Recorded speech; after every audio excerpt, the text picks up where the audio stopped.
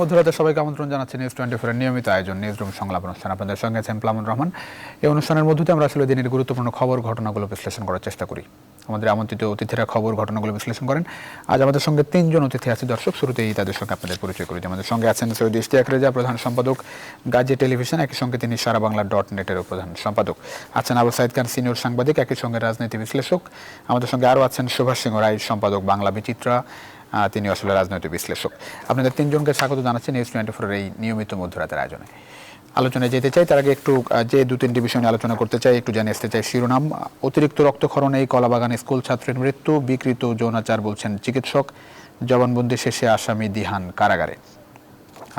টিকার জায়গা নিয়ে আমরা একটু বিস্তারিত আলোচনা করতে চাই। জানুয়ারিতে দরিদ্র দেশগুলোকে টিকা পাবে বলছে WHO। দেশে করোনায় 8 সপ্তাহে সবচেয়ে কম মৃত্যু, ভুটানে প্রথম প্রাণহানি। এই দুটি মূল বিষয়, আমরা এই দুটো নিয়েই মূলত আলোচনা শুরু করতে চাই। সৈয়দ ইশতিয়াক রেজা, আপনাকে দিয়ে শুরু করতে চাই। সৈয়দ ইশতিয়াক রেজা, নিশ্চয়ই বিষয়টি আসলে অনেকে এভাবে অনেকে আসলে চিন্তা করতে পারে না যে এভাবে 17-18 বছর বয়সী একজন শিক্ষার্থী এভাবে ধর্ষণের শিকার হবে, একই সঙ্গে মৃত্যুবরণ করবে এবং বন্ধুর বাসায় যাওয়ার পর এরকম একটা মৃত্যুর দায় আপনি আসলে কাকে দেবেন? কিসের প্রতিফলন এরকম মৃত্যু? ধন্যবাদ আপনাকে। দেখেন, একটু আগেই আমরা কিন্তু পুলিশের কাছ থেকে যে ধর্ষক যে ছেলেটির জবানবন্দির রিপোর্টটা পেয়েছি, সেখানে কিন্তু সে বলেছে যে সে বিশ্বাসের সুযোগ নিয়ে মেয়েটিকে ধর্ষণ করেছে। তার অর্থ হলো এখানে বিশ্বাসটাই ধর্ষিত হয়েছে, মেয়েটি তো বটেই। এবং আমরা খুব অবাক হয়ে লক্ষ্য করছি যে কিছু মানুষ ফেসবুকে এবং নানা জায়গায় কথা বলছে যে মেয়েটি কেন গেল, অথবা মেয়েটার অভিভাবককে দায়ী করছেন যে তারা কেন ফলো করলো না। একটা সন্তানকে সার্বক্ষণিকভাবে ফলো করা যায় না, এবং কোথাও না কোথাও তাকে বন্ধুদের মাঝখানে ছেড়ে দিতে হয়। এবং সে কিন্তু একটি বাসায় গিয়েছিল, অন্য কোনো জায়গায় নয়। তার অর্থ হলো সে তার বন্ধুর বাসায় গিয়েছিল। বন্ধুর বাসাটা যে একটা নিরাপদ জায়গা হবে না, তার জন্য একটা সংহারের জায়গা হয়ে দাঁড়াবে, সেটা তার পরিবার নিশ্চয়ই বুঝতে পারেনি এবং বিশ্বাস করতে চায়নি। এবং এখানে যে বিষয়টি লক্ষ্য করার মতো সেটা হলো যে আমাদের সামগ্রিক আচার আচরণ, ছেলেটি মেয়েটার বিশ্বাসের সুযোগ নিয়ে তাকে এবিউজ করেছে এবং শেষ পর্যন্ত একটা অত্যন্ত পারভার্টেড সেক্সুয়াল এবিউজ করেছে। আমরা এখানে নানা ধরনের সামাজিক বিশ্লেষণ করতে পারবো, যে মনস্তাত্ত্বিক বিশ্লেষণ করতে পারবো, কিন্তু এটার মাধ্যমে একটা বিষয় কিন্তু পরিষ্কার হয়েছে যে আমাদের নারীরা তারা কোথাও নিরাপদ নয়। আমার সবচেয়ে অবাক লেগেছে, পুলিশ যখন তার বয়স 19 লিখেছে, এবং সেখানে পুলিশ কর্মকর্তাদের কেউ কেউ বলছে যে একটা বয়স লিখতে হয় তাই লিখে দিয়েছে। বিষয়টাকে এরকম যে একটা বয়স লিখতে হয় তাই লিখে দিলাম। আজকের জমানায় একটা বয়স জোগাড় করা কোনোভাবেই অসম্ভব নয়। পরিবার থেকে নিতে পারতো, কিংবা তাদের যে স্বাভাবিক পরীক্ষা আছে, মেডিওলজিক্যাল যে প্রসেস আছে, সেটার ভিতর দিয়ে কিন্তু বয়সটা নির্ণয় করা যেত। কিন্তু প্রথমেই মেয়েটার বয়স 19 লিখে একটা প্রমাণ করার চেষ্টা করা হলো। এটা একটা স্বেচ্ছায় যৌন সঙ্গম ছিল। কারণ হলো 1974 সালের শিশু আইন, যেটা 2011 সালে পরিবর্তিত হয়েছে, এবং 1995 সালের নারী নির্যাতন শিশু আইন, যেটি 2000 সালে পরিবর্তিত হয়েছে, সেখানে কিন্তু পরিষ্কার করে বলা হয়েছে বাংলাদেশে অনূর্ধ্ব 18 বছরের সন্তানরা শিশু হবে, এবং তারা যদি স্বেচ্ছায় কোনো নারী সেখানে যৌন সঙ্গম করে তবে সেটা ধর্ষণ বলে গণ্য হবে। পুরো প্রক্রিয়াটা আইনগতভাবে মেয়েটির বয়সকে বাড়িয়ে দেওয়া হয়েছে কিনা, এটা একটা চিন্তা করার বিষয়। এবং একই সাথে এই ছেলেটির একটা ইতিহাস নেওয়া প্রয়োজন। ছেলেটির বাবা একজন অবসরপ্রাপ্ত জেলা রেজিস্ট্রার, তার ঢাকা শহরে বাড়ি থাকে, গাড়ি থাকে, তার ছেলে ইংলিশ মিডিয়ামে পড়ে। সামগ্রিকভাবে আমার কাছে মনে হচ্ছে একটি অনৈতিক সমাজ, একটি অত্যন্ত ভয়ঙ্কর সমাজে আমরা বাস করছি। আমার কন্যা, তাকেও আমি তো বহুদিন ছেড়ে দিয়েছি, এবং যে বন্ধুদের সাথে আড্ডা দিতে যাচ্ছে, ক্লাস করতে যাচ্ছে, গ্রুপ স্টাডি করতে যাচ্ছে, আমি এখন তার পিছনে গোয়েন্দা লাগিয়ে দিব? যারা এই কথাগুলো বলছেন, আমি বলবো তারা মেয়ের পিতা মাতাকে সাবধান হওয়ার আগে নিজের ছেলে সন্তানদের দিকে তাকান। তারা কিভাবে বেড়ে উঠছে, কতটা পারভার্টেড হয়ে উঠছে, কতটা বিকৃত যৌন কাম এবং সহিংস এবং একই খুনি ধর্ষক হয়ে উঠছে। জি, আবু সাইদ খান, আসলে অনেকেই ফেসবুকে অনেক রকম কথাই বলছেন, এবং সে একটা জায়গায় জানতেই চাই, আসলে বাবা মার তো আসলে সবসময় ইস্টারকে যেটা বলছিলেন, সবসময় তো আসলে সন্তানদেরকে ফলো করাও সম্ভব না। আসলে কর্মসংস্থানের কারণে, জীবন জীবিকার কারণে আসলে বাইরে যেতেই হয়। বিশেষ করে যারা আরো কম বয়সী সেসব শিশুদেরকে মানুষ করা আরো কঠিন, বিশেষ করে রাজধানী ঢাকার মতো শহরে যেখানে এককেন্দ্রিক পরিবারেই মানুষ হয়। বাবা মারা আসলে যাবে কোথায়? তাদের দায়িত্ববোধের জায়গা থেকে তো তারা সর্বোচ্চ চেষ্টাটুকুই করেন, কিন্তু এরকম মৃত্যু, এরকম নির্যাতন ঠেকাবে কে? অন্য কোনো পথ দেখেন কিনা? আমরা আসলে কোন দিকে যাচ্ছি দিনে দিনে? ঘটনা তো ঘটতেই মানে একের পর একটা ঘটনা ঘটছে, নতুন নতুন বিষয় সামনে আসছে। কোন দিকে যাচ্ছি উপায় দেখেন কিনা এখান থেকে বের হওয়ার? যথার্থই বলেছেন। আমারও মনে হয় যে ধর্ষকদেরকে সামলাও। বাবা মার দায়িত্বটা হচ্ছে তাদের এই অবাধ্য এবং বিকৃত বিপদগামী সন্তানদেরকে কন্ট্রোল করা, এবং সমাজটা তো সবার জন্য, এবং আমরা নারীদের জন্য, মেয়েদের জন্য, শিশুদের জন্য নিরাপদ সমাজ চাই, এবং সেই সমাজ গড়ার জন্যই তো আমরা চেষ্টা করেছি, এবং সেই সমাজ গড়ার জন্য, সবার জন্য নিরাপদ সমাজ গড়ার জন্যই তো আমরা মুক্তিযুদ্ধ করেছি, এবং মুক্তিযুদ্ধের মধ্য দিয়ে এমন একটা সমাজ গড়ে উঠবে যেখানে সবাই নিরাপদে বিচরণ করবে। একজন মেয়ে সে গৃহবন্দী থাকবে, ঘর তার স্থান হবে, অন্য কোথাও সে যেতে পারবে না, এই সমাজ তো আমরা চাই না। তো সেই সমাজ তো পশ্চাৎপদ একটা সমাজ, মধ্যযুগীয় সমাজ। আমরা মধ্যযুগীয় সমাজ থেকে বেরিয়ে আসতে চেয়েছি, এবং সেই জন্য সেখানে যে জিনিসটা দরকার, যে এই নিরাপত্তা নিশ্চিত করার দায়িত্ব হচ্ছে এই সমাজে, এই রাষ্ট্রের, এই পরিবারগুলো সবার। আমরা সবাই মিলে সেই জায়গাটা করতে পারিনি। হ্যাঁ, ধর্ষণ, যৌন অনাচার আগেও ছিল, কিন্তু এটা ভয়াবহ রূপ নিয়েছে, ক্রমেই বেড়ে যাচ্ছে। আমরা লাগাম টানতে পারছি না, সমস্যাটা কিন্তু সেখানেই। এবং এই লাগাম টানার জন্য এখানে যেটা দরকার সেখানে হচ্ছে আইনের শাসন সুনিশ্চিত করা, আইন শৃঙ্খলা রক্ষা বাহিনী তাদের দায়িত্বটাকে পালন করা, এবং এই সমস্ত পরিবারগুলোকেও তাদের সেই সন্তান, বিপদগামী সন্তানকে অস্বীকার করা। আবু সাদ খান, আইনের শাসনের কথা বলছিলেন, এই যে ধর্ষণের তো সর্বোচ্চ সাজা মৃত্যুদণ্ড করা হলো, এবং তারপরে কোনো রকম পরিবর্তন দেখছেন? তারপরে তো এরকম একটি ঘটনার সম্মুখীন আমরা হলাম। সাজা মৃত্যুদণ্ড কিনা এটা বিবেচ্য বিষয় না, বিবেচ্য বিষয় হচ্ছে তার শাস্তিটা নিশ্চিত করা। জি, হ্যাঁ, সাজাটা আপনি মৃত্যুদণ্ড দিলেন, কিন্তু আইনের ফাঁক ফোকর দিয়ে বেরিয়ে গেল। এবং এখানে আইন মানে কেবলমাত্র তো আদালত না, আইনের শাসন মানে কেবল আদালত না, এখানে তার তদন্তের বিষয়টা খুবই গুরুত্বপূর্ণ, তদন্ত কর্মকর্তাদের ব্যাপারটা কিন্তু খুবই গুরুত্বপূর্ণ। অনেক ক্ষেত্রে এমন ভাবে তদন্ত রিপোর্ট দেওয়া হয়, কিংবা এমন ভাবে ইনফরমেশন গুলোকে সাজানো হয় যে সেখানে একটা ফাঁক রাস্তা তৈরি করে দেওয়া হয়। যেমন এই যে ইস্তেকটা যে বলছিলেন বয়স তার কেন 19 বছর করা হলো, এর পিছনে যে একটা অসৎ উদ্দেশ্য থাকতে পারে, তো এগুলো আমাদের ভেবে দেখা উচিত। এবং এখানে আইন শৃঙ্খলা রক্ষাকারী বাহিনী, ইনভেস্টিগেটরদেরকেও সেখানে তাদের সেই ধরনের মানসিকতা এবং তাদের ট্রেনিং দরকার, যে কিভাবে, এবং তাদের দায়িত্ব হচ্ছে কেবলমাত্র একটা মামলা সাজানো না, অপরাধীর সাজাটাকে নিশ্চিত করাটাই হচ্ছে তাদের কাজ। এবং সেই লক্ষ্যে তাদেরকে কাজ করতে হবে, যেগুলো আমরা দেখছি না। অর্থাৎ এখানে দৃষ্টান্তমূলক সাজা দরকার, আর একটা দরকার এখানে একটা সাংস্কৃতিক পরিবর্তন দরকার, মনোজগতের একটা পরিবর্তন দরকার। এবং সেই লক্ষ্যে আমার মনে হয় একটা সাংস্কৃতিক আন্দোলন গড়ে তোলা দরকার, যে সমাজটা যাতে মানুষের জন্য। আবু সাদ খান, এই যে ধর্ষণের ঘটনা ঘটলেই তো এই বিষয়গুলো সামনে আসে। আপনি যে কথা বলছেন যে মানসিক পরিবর্তন দরকার, সামাজিক আন্দোলন গড়ে তোলা দরকার, মানে এক একটা যখনই ধর্ষণের ঘটনার এরকম সমালোচনা হয় তখনই বিষয়গুলো সামনে আসে, আমরা টকশোতে এই বিষয়গুলো আলোচনা করি। কিন্তু দায়িত্ব যাদের, তারা কতটা পদক্ষেপ এই জায়গাগুলোতে নিতে পারছে মনে করেন? আমি আইন শৃঙ্খলা রক্ষাকারী বাহিনী, একই সঙ্গে সরকারের দিকেও একটু নজর দিতে বলবো আপনার।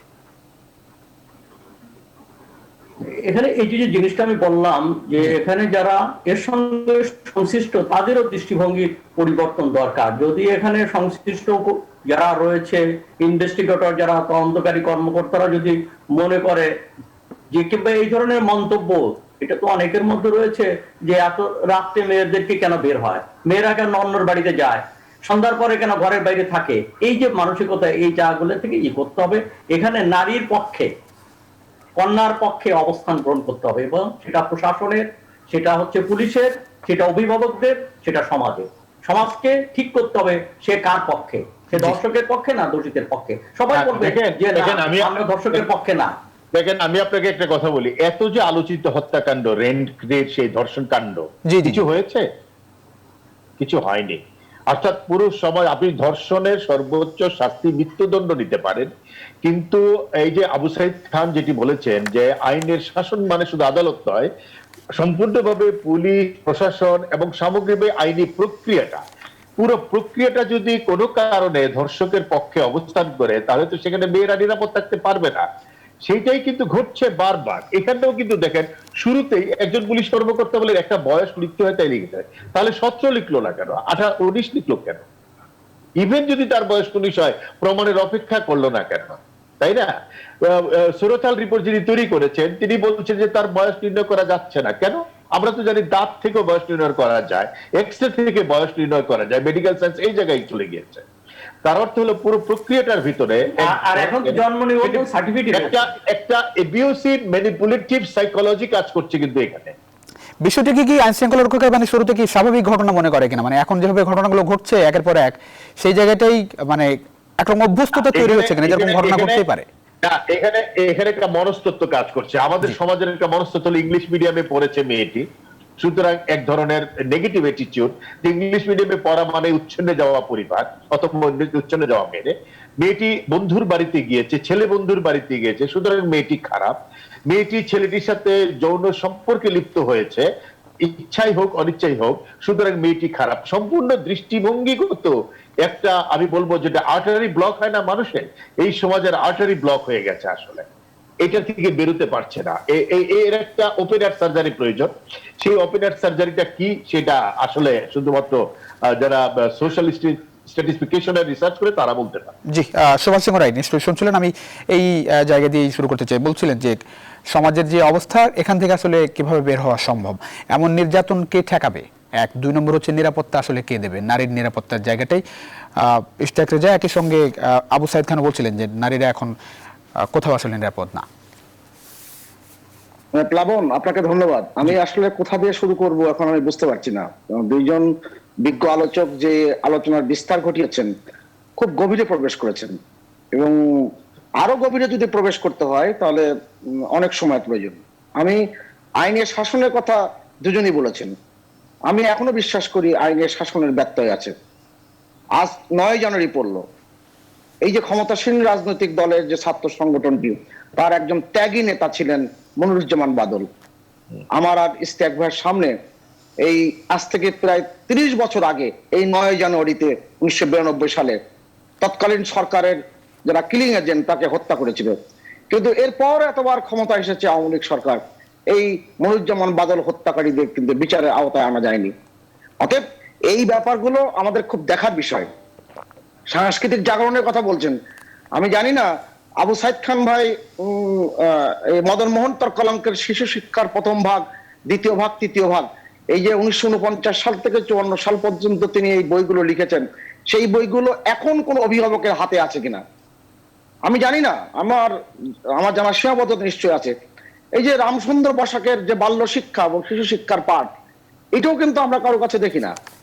এই যে আজকে সীতানাথ বসাকের আদর্শ লিপি, আমরাও ছোটবেলায় পড়েছি, আবু সাইদ খান বড়তে পড়েছিনি। এই যে আজকের আমাদের এই যে সাংস্কৃতিক জাগরণের কথা যে আবু সাইদ খান বললেন, সেই জাগরণে কিন্তু অনেক রকম ব্যত্যয় আছে। আমরা এত বেশি যন্ত্র নির্ভর হয়ে পড়েছি, অথচ আমাদের আদর্শের নৈতিকতার জায়গাটি থেকে শক্ত জায়গায় কিন্তু আমরা অবস্থান গ্রহণ করছি না। আমি কারণে তো সরব করতে চাই না, কিন্তু সার্বিকভাবে আমাদের সকলেরই ব্যর্থতা। এই ব্যর্থতাটা মাথায় রেখে যারা আমরা সমাজের নেতৃত্বে আছেন, রাষ্ট্রের নেতৃত্বে আছেন, তাদেরকে খুব এই মুহূর্তে দেখে শুনে এবং বুঝে শুনে এগোতে হবে। অনেকগুলো বড় চ্যালেঞ্জ। আমি তথ্য প্রযুক্তির উন্নয়ন ঘটিয়েছি, সত্যি সত্যি ঘটেছে। পৃথিবীতে এখন এশিয়ার ভিতরে 5ম অবস্থানে হচ্ছে বাংলাদেশের ইন্টারনেট সংযোগদের। খুব ভালো কথা। আমাদের 16 কোটি মোবাইল চালু হয়েছে, সিম রয়েছে, অনেকটা কিছু ব্যবহার হচ্ছে না, কিন্তু আবার 10.5 কোটির মতন, 10 কোটি 64 লাখের মতন কিন্তু ইন্টারনেট সংযোগ হয়েছে। এগুলো আমরা কোন ভাবে, কি প্রক্রিয়ায় আমি শিশুদের এবং মানুষের চরিত্র বিকাশে ব্যবহার করব, সেইটার ব্যাপারে নজর দেওয়া দরকার। এবং আমাদের স্কুলের পাঠ্যপুস্তকে নৈতিকতার শিক্ষাটি কত ভাবে ফোকাস করা হচ্ছে, সেটাও দেখার বিষয়। আমি আগে জেলা শহরগুলোতে সুভাষ চন্দ্র, আমি ছোট্ট করে একটু জানতে চাই, আমি- সেটা হচ্ছে যে আমি একটু ইন্টারাপ্ট করছি, আপনার কথা সূত্র ধরে জিজ্ঞেস করছি। তথ্য প্রযুক্তির ব্যবহারের কারণে তো মানুষের জীবনযাত্রা সহজ হয়েছে, আয়ের রোজগারের পথ অনেক বেড়েছে, কর্মসংস্থানও বাড়ছে, এবং সেই জায়গায় সামনে অনেক বড় টার্গেটও সরকারের। কিন্তু এই তথ্য প্রযুক্তির মাধ্যমে মানে নিরাপত্তার জায়গাটাও তো আরো সহজ হতে পারতো। হ্যাঁ, সেই জায়গাটা আসলে কেমন হচ্ছে? বিশেষ করে আমি যারা আসলে এই যে জি, প্লাবন আপনাকে ধন্যবাদ। আমি যেহেতু অমর একুশে গ্রন্থমেলার পরিচালনা কমিটির সাথে গত 10-11 বছর যাবৎ যুক্ত, আমরা কোনোভাবেই এই যে ডোরেমন, আদর্শ লিপি, এই জাতীয় ডোরেমন, এগুলোর থেকে আমরা সরিয়ে আনতে পারলাম না। এবং কি যে তার মানে আগ্রাসন, আমার বাঙালি সংস্কৃতির ধারায় নিয়ে এই তথ্য প্রযুক্তিকে কাজে লাগাতে হবে, যেটা আমাদের খুব বেশি জরুরি। সেই জায়গার আমাদের অনেক বেশি কাজ করবার আছে। আমরা সমাজের কথা বলছি, প্রত্যেকটা জেলা শহরে আগে সন্ধ্যার পরে হয় পড়ার শব্দ শুনে ভেসে আসতো, অথবা গানের শব্দ ভেসে আসতো, অথবা স্বরলিপির রেওয়াজ ভেসে আসতো। আজকের সমাজ ব্যবস্থায় আমরা অনেক উন্নত হয়েছি, আমরা মানছি, কিন্তু আমরা যে আমাদের মৌলিক যে সংস্কৃতির জায়গা, সেটা আমরা কতটুকু করতে পারছি, এগুলো ভেবে দেখা দরকার। মাননীয় প্রধানমন্ত্রী কিন্তু প্রায় বলেন যে আমাদের সংস্কৃতির জাগরণের জন্য জেলা পর্যায়ে উনি যে সমস্ত কার্যক্রম হাতে নিয়েছেন, শিল্পকলা একাডেমি সহ বিভিন্ন জায়গায় যে কার্যক্রম দিয়েছেন, এগুলোতে আমাদের সমাজের সাথে যারা যুক্ত আছেন, যারা সংস্কারক হিসেবে আছেন, রাষ্ট্রের গুরুত্বপূর্ণ দায়িত্ব আছেন, তারা কতটুকু সংযুক্ত করতে পারছেন, আমার ভাবতে হবে এগুলোই। এবং আইনের শাসনটা খুব জরুরি এবং বাংলাদেশের সংস্কৃতি বিকাশের জন্য একটা বড় রকমের আন্দোলনের প্রয়োজন। আমরা জিডিপির কথা সব সময় বলে আসছি, ইশতিয়াক রেজা ভাই, আমি প্রায় তো বলি যে আমাদের কালচারাল জিডিপির ক্ষেত্রে আমাদের মনোযোগী হওয়া খুব বেশি প্রয়োজন। আমরা সেই মনোযোগের জায়গাটা খুব বেশি প্রয়োজন। একটা জায়গায় আমি আসতেই চাই, সেটা হচ্ছে যে আমার একটা 4-5 বছর বয়স মেয়ে, আমি মেয়ের বাবা। সেই জায়গায় যেটি আমার চোখে পড়ে সেটা হচ্ছে যে ইংরেজি নিয়ে যত আয়োজন ফেসবুক, ইন্টারনেটে, আপনি ইউটিউবে দেখেন, বাংলা নিয়ে কিছুই নেই বলতে গেলে। সেই জায়গায় কি কিছু করার দেখেন? প্লাবন, আপনি সবসময় খেয়াল রাখবেন, ঢাকা ইউনিভার্সিটিতে বাংলা ডিপার্টমেন্টের কথা আমি খুব ভালো করে জানি। জি, যেই ছেলেটি ইংরেজিতে খুব দক্ষ, সেই কিন্তু বাংলায় ফার্স্ট ক্লাস, ফার্স্ট হয়, সেকেন্ড হয়। অতএব বাংলা সাহিত্য, ইংরেজি সাহিত্য, শেক্সপিয়ার কে বাদ দিয়ে কিন্তু বাংলা সাহিত্যে কিন্তু আপনি ব্যাখ্যা করতে পারবেন না। অতএব এটাও কিন্তু মনে রাখা দরকার। আমাদের এই যে ভাষা শিক্ষা, এটাও কিন্তু অনেক গুরুত্বপূর্ণ। অতএব সেই জায়গায় সমন্বয়ের কথা বলছি আমি। জি, এই সমন্বয়ের কিন্তু ব্যত্যয় ঘটছে বলেই নানান রকম আপনার নৈতিকতার অবক্ষয় ঘটছে, এবং মানুষের জীবনযাত্রার পরিবর্তনের ক্ষেত্রে আমরা অনেক ক্ষেত্রে উদাসীন হয়ে যাচ্ছি। আমার একটি কন্যা সন্তানের পিতা, আমি ইশতিয়াক ভাই কন্যা সন্তানের পিতা।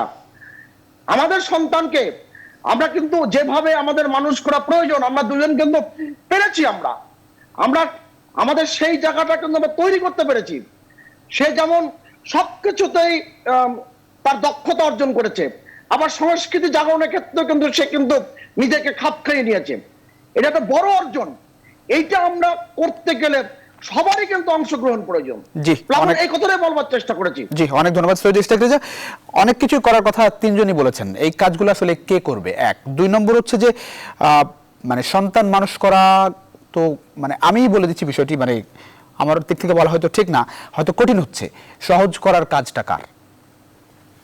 আমি একটু বলে নিই ইশতিয়াক ভাই, আপনার কাছে আমি 5 সেকেন্ড সময় চেয়ে নিচ্ছি। জি, আপনি একাধিকবার শুনেছেন মাননীয় প্রধানমন্ত্রী তার বক্তৃতায় অনেক ক্ষেত্রে কিন্তু বলেছেন যে তার এক পুত্র এবং এক কন্যা, দুইজনে কিন্তু পৃথিবীতে কিন্তু তারা খুব প্রতিষ্ঠিত।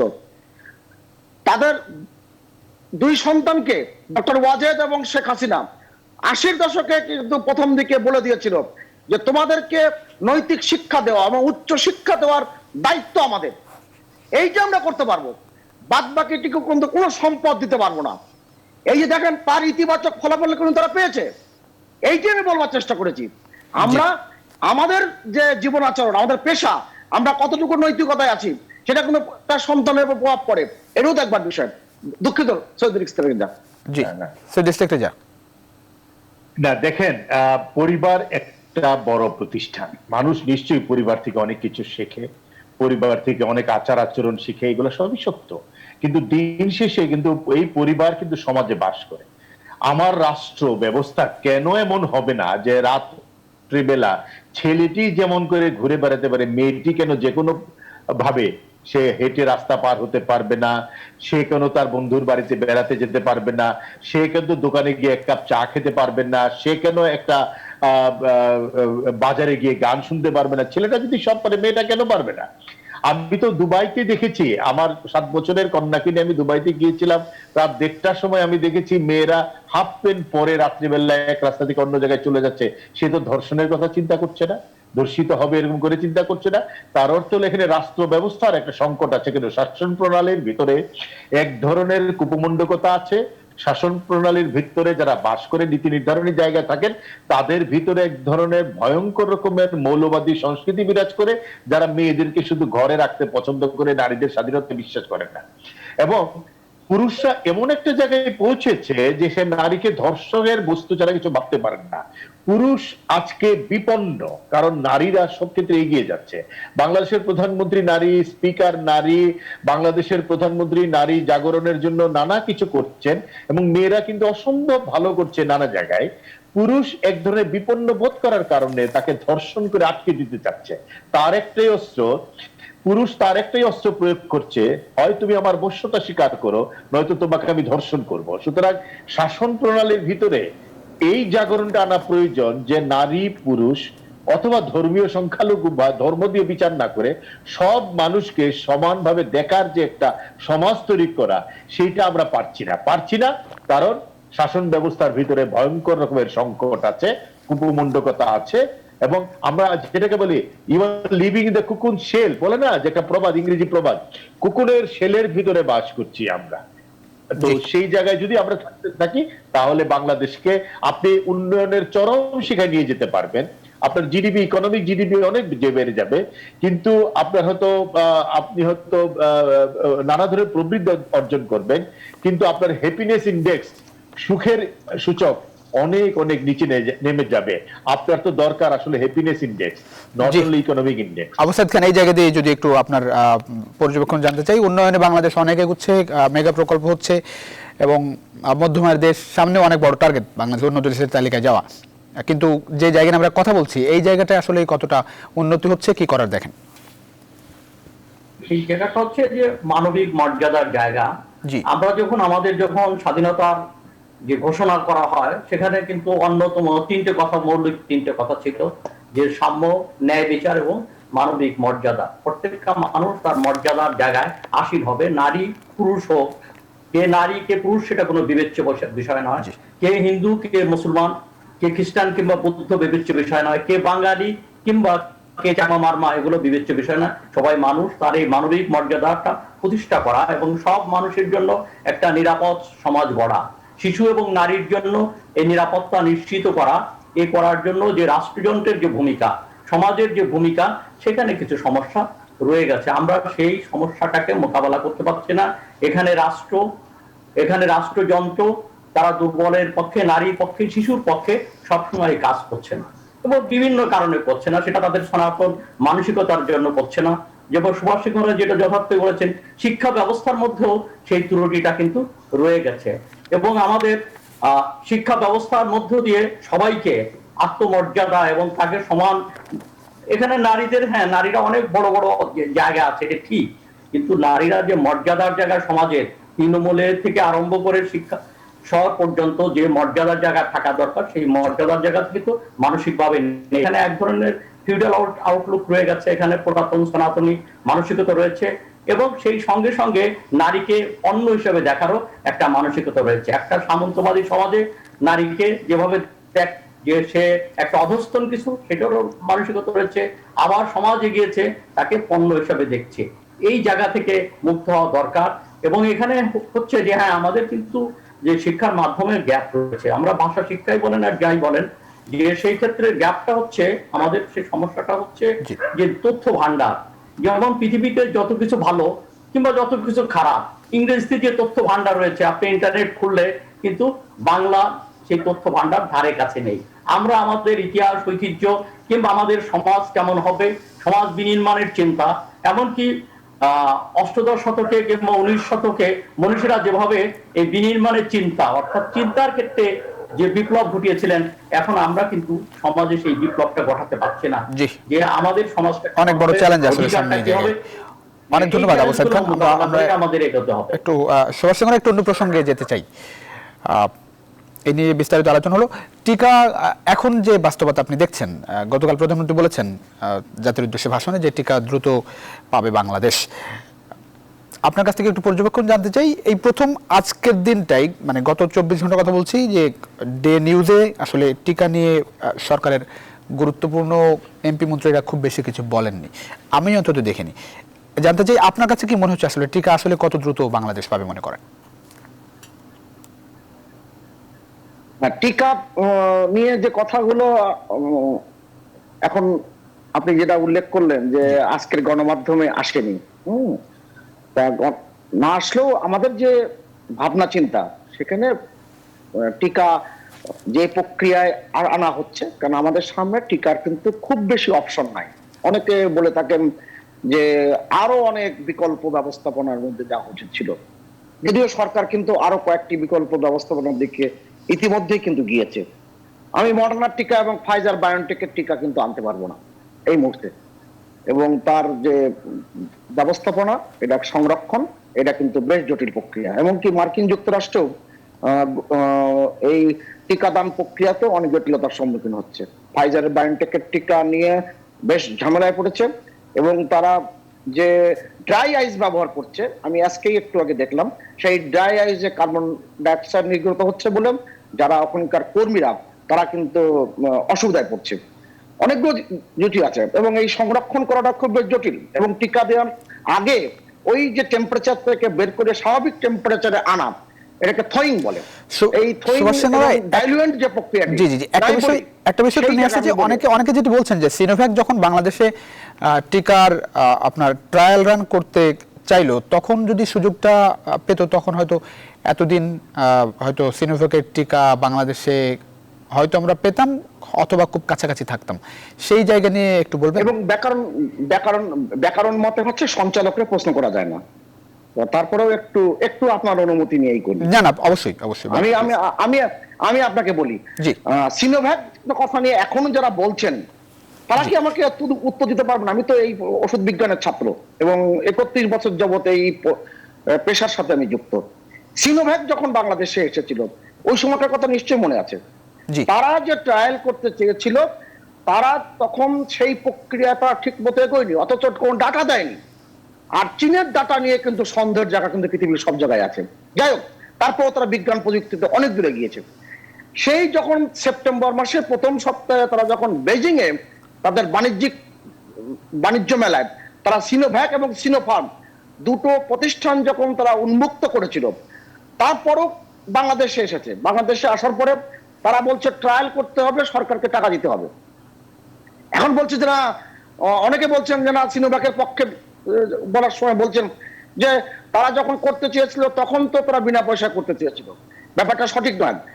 তথ্যপত্র যাচাই বাছাই না করে, কেননা আপনি আমার দেশে ট্রায়াল করবেন, অথচ আপনি কোন পৃথিবীতে কোন ভ্যাকসিন উৎপাদনকারী প্রতিষ্ঠান যে সরকারের টাকা নিয়ে সেখানে কিন্তু সেই দেশে তার ট্রায়াল করেছে? এটা হতে পারে না। আমি এই ব্যাপার নিয়ে আমি তথ্য উপাত্ত বৈজ্ঞানিক তথ্য নিয়ে তর্ক করতে রাজি আছি। যাই হোক, আমি সেই জায়গাটা উল্লেখ করে রাখলাম মাত্র। আর অ্যাস্ট্রাজেনেকার যেটা টিকা, যেটা সুইডিশ ব্রিটিশ কোম্পানি, তার সাথে মূলত প্রকল্পটি অক্সফোর্ড ইউনিভার্সিটির এডওয়ার্ড জেনার ইনস্টিটিউট এখানে কাজ করছে। সেটা যুক্তরাজ্যে 28 ডিসেম্বর তাদের অনুমোদন হওয়ার কথা, সেটা 30 ডিসেম্বর হয়েছে। তারপরে ভারতের অনুমোদন হয়েছে। সেই প্রক্রিয়াকে হঠাৎ করে আদর পুনওয়ালা তিনি হঠাৎ করে একটি বেসরকারি টেলিভিশনে দিল্লিতে তিনি একটা মন্তব্য করেছেন। সেই মন্তব্য নিয়ে একেবারে পুরো গণমাধ্যম কিন্তু হইচই পড়ে গেছে। স্বাভাবিক কারণে পড়েছে, আবার কিছুটা অস্বাভাবিক কারণে পড়েছে, আমি এই ব্যাখ্যায় যাচ্ছি না। সেখানে ভারতের থেকে পররাষ্ট্র সচিব থেকে শুরু করে, স্বাস্থ্য সচিব থেকে শুরু করে, এমনকি ওখানকার যারা সিরাম ইনস্টিটিউটের কর্তৃপক্ষ, তারাও কিন্তু বলেছেন যে সময় মতো চুক্তি মোতাবেক কিন্তু টিকা আসবে। এই জায়গায় আমি কিন্তু ভ্রান্তির জায়গা দেখি না। ওই যে কমেডি অফ এরার্স আছে না উইলিয়াম শেক্সপিয়ারের, যেটা ঈশ্বরচন্দ্র বিদ্যাসাগর বাংলায় লিখেছিলেন ভ্রান্তি বিলাস, আমরা অনেক ক্ষেত্রে ভ্রান্তি বিলাসে ভোগী। জি, আমি টিকা নিয়ে কোনো অস্থিরতার জায়গা দেখি না, শুধু দেখি টিকা প্রক্রিয়া যেটা সংরক্ষণ, বিতরণ এবং উপলব্ধ হওয়ার পরে মানুষ কিভাবে পাবে, মানুষ কিভাবে প্রক্রিয়া আসবে, সেইটি কিন্তু আমি ব্যাপারে খুব বেশি সচেতন হওয়ার জন্য সরকারকে অনুরোধ করব। জি। যারা 94 পৃষ্ঠার মহাপরিকল্পনা করেছেন সেই পরিকল্পনা অনুযায়ী যদি এগোতে পারেন, জি। কেননা মার্কিন যুক্তরাষ্ট্র কিন্তু নানান রকম ঝামেলায় পড়েছে। অনেক ধন্যবাদ সুভাষ চন্দ্র। নিশ্চয়ই সরকার এই বিষয়ে ভাবছে এবং নিশ্চয়ই আমরা সেই সঠিক ব্যবস্থাপনা দেখতে চাই। সৈয়দ ইশতিয়াক রেজা বলছিলেন সুভাষ সিং রায় যে যথাসময়ে টিকা পাবে, এই যে লাইন, কিন্তু আমাদের যারা স্বাস্থ্যমন্ত্রী মন্ত্রী তারা কি যথাসময়ে শব্দটি ব্যবহার করেছেন, নাকি আমরা কোনো সময় শুনেছি যে জানুয়ারির মাঝামাঝি 15 তারিখের দিকে টিকা পাবো, কোনো সময় শুনেছি জানুয়ারির শেষ সপ্তাহে টিকা পাবো, কোনো সময় শুনেছি ভারতের যেদিন টিকা দেওয়া শুরু হবে বাংলাদেশে সেদিনই টিকা দেওয়া শুরু হবে, কোনো সময় শুনেছি ফেব্রুয়ারির প্রথম সপ্তাহে টিকা পাচ্ছি। মানে বিষয়টি এখন কত কাছে মনে হচ্ছে টিকা? দেখেন, এই যে সুভাষ সিংহ রায় ভ্রান্তি বিলাসের কথা বললেন, তাহলে সেরাম ইনস্টিটিউটের আদার পোনাওয়ালার বক্তব্যের পরে স্বাস্থ্য সচিব প্রথম দিন বললে এটা একটা জিটিজু চুক্তি, সেদিন বিকেল বেলা সেটা প্রত্যাখ্যান করলো গ্রুপ যে না এটা জিটি চুক্তি, এটা একটা বাণিজ্য চুক্তি। পরের দিন স্বাস্থ্য সচিব আবার বললেন যে না এটা একটা বাণিজ্য চুক্তি, যেখানে সরকারের উপস্থিতি ছিল, বেক্সিমকো এবং সেরামের মধ্যে চুক্তি হয়েছে। তার অর্থ হলো তিনি নিজে তার প্রতিষ্ঠান অর্থাৎ তার মন্ত্রণালয়ের কর্মকাণ্ড সম্পর্কে আসলে তিনি ভালোভাবে জানেন কিনা একটা সন্দেহ হয়েছে। আমাদের স্বাস্থ্যমন্ত্রী এক এক সময় এক এক কথা বলেছেন, এবং যথাসময়ে, এই যে যথাসময়ে এটা একটা ভেগ টার্ম। আপনি কখন টিকা পাবেন, আপনার ঘুম পাওয়ার সময় যদি বালিশ না পান, ঘুমের 2 ঘন্টা পরে বালিশ পেলে আপনার তো কোনো লাভ নাই আসলে। সুতরাং আপনাকে তো যথাসময় মানে আপনার যখন প্রয়োজন তখন পেতে হবে। আমি একটা জিনিসই বুঝেছি যে 3 কোটি টিকার যে চুক্তিটা হয়েছে এটা বেসিক্যালি তো 1.5 কোটি আসলে, যেহেতু ডাবল ডোজের টিকা, সুতরাং এটা হয়তো আপনি 50 লাখ করে পেয়ে যাবেন। এরপরে আপনাকে আসলে টিকা আপনি পাবেন কিনা সেটার জন্য আপনাকে জুন জুলাই পর্যন্ত অপেক্ষা করতে হবে। 6,80,00,000 যে টিকা আপনি পাবেন কোভ্যাক্স থেকে, সেই পর্যন্ত সাধারণ মানুষকে অপেক্ষা করতে হবে। আবার টিকা শুধু পেলেই তো হবে না, টিকা প্রয়োগ, তার সংরক্ষণ, ব্যবস্থাপনা, এগুলো নানা ধরনের প্রশ্ন আছে। আমরা করোনা জালিয়াতি দেখেছি আমরা, সুতরাং নমুনা পরীক্ষার জালিয়াতি, মাস্কের জালিয়াতি, পিপির জালিয়াতি, নানা কিছু দেখার পরে ঘর পড়া মানে গরু সিঁদুরে আগুন দেখলেই তো ভয় পায়। সুতরাং মানুষের ভিতরে এই সন্দেহটা তৈরি হওয়াটা খুব স্বাভাবিক, সেটাকে উড়িয়ে দেওয়া যাবে না। আমি বরং বলবো যে ডাক্তাররাও যেটা বলছেন যে আপনি এই মুহূর্ত থেকে স্বাস্থ্য সচেতন হন, সজাগ থাকুন, এমনকি টিকা দিলেও বছর খানেক আপনাকে মাস্ক এবং অন্যান্য স্বাস্থ্যবিধি মানতে হবে। সুতরাং বাংলাদেশ কবে টিকা পাবে, কতদিন মানুষ টিকা পেতে পারে, সত্যি টিকা ব্যবস্থাপনা সঠিক হবে কিনা একটা সন্দেহের জায়গা রয়েই গেছে। আস্থাহীনতাটাকে রাতারাতি আপনি দূর করতে পারবেন না শুধু কথার জোর দিয়ে। সুতরাং কথা আপনি অনেক বলতে পারবেন, স্বাস্থ্য সচিবও বলছেন, স্বাস্থ্যমন্ত্রী তো বলেই যাচ্ছেন, কথার জন্য তাদের নিশ্চয়ই অনেক পুরস্কারও দেওয়া যেতে পারে, কিন্তু টিকা সত্যি মানুষের কাছে পৌঁছবে কিনা মানুষ কিন্তু আস্থাবান হতে পারছেন। জি, আবু সাইদ খান, আপনি কতটা আশ্বস্ত আসলে?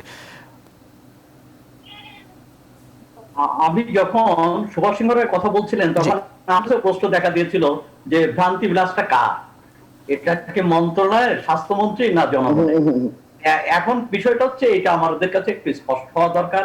এখানে যে জিনিসগুলো বোঝা দরকার যে আজকের পৃথিবীতে এই ধরনের চুক্তি, বিশেষ করে স্বাস্থ্য বিষয়ক কোনো চুক্তি, এখানে রাগ ঢাকের কোনো ব্যাপার নাই। এটা জনগণের কাছে খোলামেলা হওয়া দরকার। এমনকি সিনোভ্যাকের সঙ্গে আলোচনা কি হয়েছে সেটাও গভর্নমেন্টের পক্ষ থেকে স্পষ্ট করা উচিত ছিল, যে তারা টাকা যাচ্ছে কি না এই বিষয়টা। আর একটা হচ্ছে যে স্বাভাবিক একটা হিসাব, যে আমি এক হাটে বাজার করবো না একাধিক হাটে যাব, অর্থাৎ একাধিক উৎস আমি খোলা রাখবো কিনা, সেই উৎসটা আমরা খোলা রেখেছি বলে জনগণের প্রতিভাত হচ্ছে না। ভিতরে ভিতরে গোপনে গোপনে কতদূর কি আলাপ হয়েছে আমি জানি না, কিন্তু প্রকাশ্যে যেটা আমরা দেখেছি তাতে মনে হয় যে একটা উৎসের উপরই আমরা নির্ভর করেছি, এবং সেই উৎসের উপর নির্ভর করার ক্ষেত্রেও আমরা দুটি জায়গা বিশেষ করে ছিল। একটি হচ্ছে যে ভারতের মাধ্যমে সেরাম ইনস্টিটিউটের মাধ্যমে অক্সফোর্ড অ্যাস্ট্রাজেনেকার ভ্যাকসিন, একই সঙ্গে জাতিসংঘের মাধ্যমে যে কোভ্যাক্স, যেটা কোভ্যাক্স আমি যদি ভুল না করি না না, দুটি জায়গা বিষয়টা হচ্ছে, শুনেন, কোভ্যাক্সের বিষয়টা পরের ব্যাপার। গ্যাভির মাধ্যমে, জি। কোভ্যাক্সের ব্যাপারটা হচ্ছে যে পৃথিবীতে যে বাণিজ্য হচ্ছে, পৃথিবীতে যে টিকা নিয়ে যে বাণিজ্যটা হচ্ছে, ভ্যাকসিন নিয়ে যে বাণিজ্য চলছে, রাজনীতি চলছে, কূটনীতি চলছে, তার ভিতর হচ্ছে জাতিসংঘ সেটাকে সমন্বয় করার জন্য, হ্যাঁ, তাদের সদিচ্ছা থেকেই তারা একটা নেটওয়ার্ক গড়ে তুলেছে। তারা সেখান থেকে টিকা সংগ্রহ করে সেখানে আমাদেরকে, উন্নয়নশীল দেশগুলোকে, অনুন্নত দেশগুলোকে তারা ডিস্ট্রিবিউট করবে। এটা একটা বড় বলে আমি দেখতে চাই। হ্যাঁ, কিন্তু সেটা তো পরের ব্যাপার। আগে হচ্ছে সর্বাগ্রে যে টিকা পাওয়ার বিষয় যেটা ছিল, সেটা একাধিক উৎসের দিকে নজর দেওয়া উচিত ছিল। আর একটা হচ্ছে, আমাদের কোনো ক্রমে বলা ঠিক হয় নাই, ভারত যেদিন দিবে আমরা সেদিন শুরু করব। এবং ভারতের সঙ্গে যে সিরামের সঙ্গে কি চুক্তি হয়েছিল, এই চুক্তিটা বাণিজ্যিক চুক্তি না এটা সরকারের সাথে G2G চুক্তি, কি এটা নিয়েও যে বিভ্রান্তি রয়েছে, এই বিভ্রান্তির কারণেই কিন্তু সমস্যা তৈরি হয়েছে। আমার কাছে মনে হয় যে আর আমাদেরকে এখন যে জিনিসটা করণীয়, সেটা হচ্ছে সিনোভ্যাকই হোক আর সিনোফার্মি হোক, এই সূত্রটার দিকেও একটু নজর দেওয়া দরকার। অনেক ধন্যবাদ, অনেক ধন্যবাদ আবু সাইদ খান। আমরা একেবারে শেষ পর্যায়ে সুভাষ চন্দ্র রায়ের প্রত্যাশার কথা একটু জানতে চাই, একেবারে 30 সেকেন্ডে যদি। আমি আপনাকে প্রত্যাশার কথা যেটা বলি, যে mRNA ভ্যাকসিন যেটা মডার্না এবং ফাইজার বায়োনটেকের ভ্যাকসিন, সেই ভ্যাকসিন বাংলাদেশে এই মুহূর্তে আপনি যাদের খুবই সক্ষমতা আছে তাদের ক্ষেত্রে জুন, জুলাই, আগস্ট এই সময় আসতে পারে। জনসন অ্যান্ড জনসনের টিকাটা আমাদের আশা জাগাচ্ছে, কেন এটা এখন যে ফেজ 3-তে আছে, ট্রায়াল এখনো সম্পন্ন হয়নি, কিন্তু সেখানে যেহেতু এটা সিঙ্গেল ডোজ, অতএব তার প্রতি অনেকের আগ্রহ থাকবে। এছাড়া আপনি রাশিয়ার যে স্পুটনিক ভি, সেইটার ব্যাপারে অনেকে কথা বলছে, যেহেতু অ্যাস্ট্রাজেনেকার সাথে যেটা যৌথ ট্রায়ালের প্রকল্পের কথা চলছে। এছাড়া একাধিক সূত্র কোথায় আসলো, একাধিক আসছে কোথায়, আমার মাথায় কিন্তু ঢুকছে না। এছাড়া বায়োটেক নোভাক্স, যে মার্কিন যুক্তরাষ্ট্রের যে কোম্পানি, আপনি ইন্টারনেটে এখন যদি ঢোকেন, গুগলসে দেখেন যে তাদের কিন্তু 3rd ফেজের কাজ চলছে বিভিন্ন জায়গায়। অতএব আমি এই কথাটা এই কারণে বলছি যে কোথায় সূত্রটি আছে। যেমন বাংলাদেশের কাছে এখন আনুইজিফেই লংকং বায়ো কোম্পানি, চীনের, না আমি শেষ করছি, সেই কোম্পানি তথ্যপত্র জমা দিয়েছে, কথা বলছে। অনেক ধন্যবাদ দিতে হচ্ছে সৈয়দ সেক্রেটারি আবু সাইদ খান। সুভাষ চন্দ্র, আমরা যে কোনো মূল্যে আসলে দ্রুত টিকা পেতে চাই, সেই বিষয়টি মূল বিবেচ্য বিষয়। নিশ্চয়ই সরকার সেই বিষয়টি নিয়ে অবশ্যই চিন্তা করছে। অনেক ধন্যবাদ দিতে হচ্ছে সৈয়দ সেক্রেটারি আবু সাইদ খান, সুভাষ চন্দ্র। আপনাদের তিনজনকে অসংখ্য ধন্যবাদ এই রাতে আপনাদের মূল্যবান সময় নিউজ 24 নিউজ রুম সংলাপ দেওয়ার জন্য। দর্শক, আপনারা যে আমাদের সঙ্গে ছিলেন, আপনাদেরকে অসংখ্য ধন্যবাদ।